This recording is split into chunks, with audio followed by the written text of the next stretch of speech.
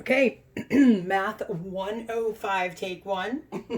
This is your review for the test that you'll be taking tomorrow on Wednesday, March 18th. Today's the 17th. So what we're doing here is we're simplifying each expression, not equations because there's no equal signs. So what we need to do is follow our rules of exponents. So again, this is review. So let's just follow along. Here with division, now remember, we can simplify our fraction or we can break these down using our factor tree. So remember, it's 2 times 14, and 14 is 2 times 7. So 2 times 2 times 7 is 28. So that's one of the ways we could look at it. 2 times 2 times 7, but then we have y to the 9th, and in the denominator we have 2 times y to the 2nd, right? So when we break it down this way, we can cancel the factors that are in the numerator as well as the denominator.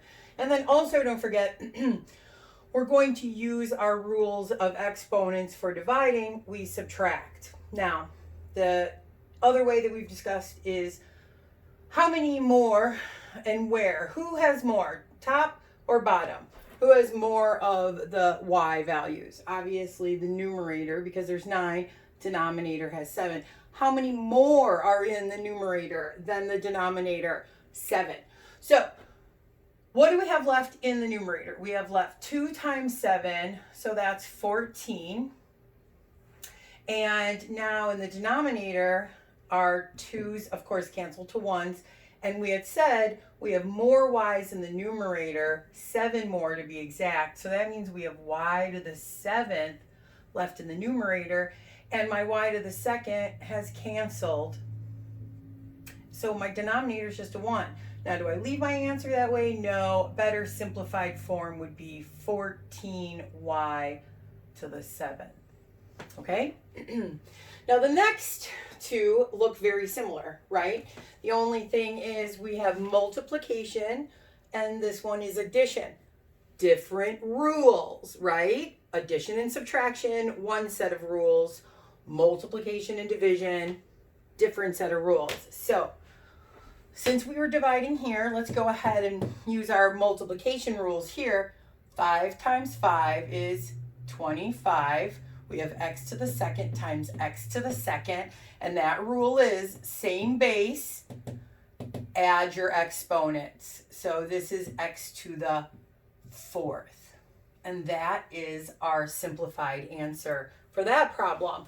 Now, don't confuse it for this one. When we're adding or subtracting, we have to have like terms. That would mean our variable with its correct exponent. So in this case, we can do this problem because we do have like terms, and all we do is we add, or of course if that was a subtraction sign, we would subtract the coefficients. So 5 plus 5 is 10. Keep my x squared because I had to have like terms in order to even add. Okay? All right, so these are simplified thus far. Now, let's work with some of our other exponent rules. Over here, now again, these look pretty similar. These two should look very much alike. Big difference though. One has parentheses, one does not. Now, this one does have parentheses as well. This is, remember, the same as writing -7 times -7. Because that's what a square means. Multiply it by itself. So a negative times a negative is a positive, and 7 times 7, 49. Okay, now let me just do a little side note here. What if I didn't have parentheses around this and the problem was just -7? Raised to the 2nd power? Would I get a positive 49?